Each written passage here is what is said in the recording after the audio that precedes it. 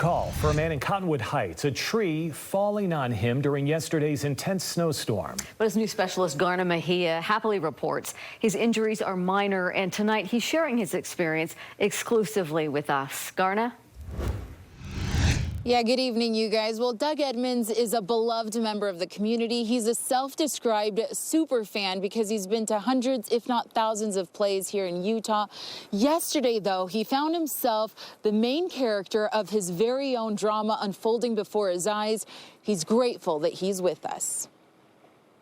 I go to 70 different theaters, 25 to 30 times per month, and that's why they call me super fan. Doug Edmonds lives for a good story. Got some extra donuts, and I was delivering them to that house, my next door neighbor. But it was on his walk back home that the sky suddenly dimmed and Mother Nature placed Doug on center stage. The wind was 60 to 70 miles an hour, big time.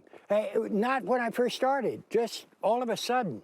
It hit, so I turned my back, and all of a sudden, one of those limbs knocked me down, broke my glasses, and I knew that a tree had fallen on me when I'm down there. Hey, what is all this?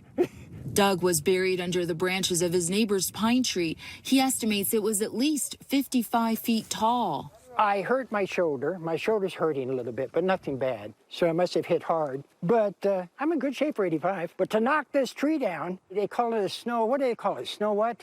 Squall. Squall, snow squall. I just called it bad wind. I'd call it a tornado, a hurricane.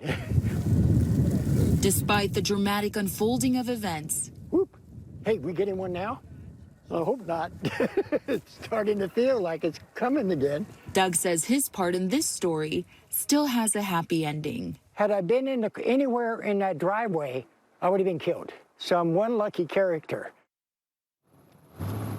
And he sure is lucky. We're so grateful that he's okay. Now, superfan Doug tells me that he actually had plans to go back to a play tonight. He was getting a ride from one of his neighbors because his car is still blocked in by that tree.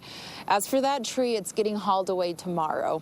I'll send it back to you guys. Well, he got off with just some broken glasses. Yeah, That's not bad. Pretty lucky. Thanks, Garna.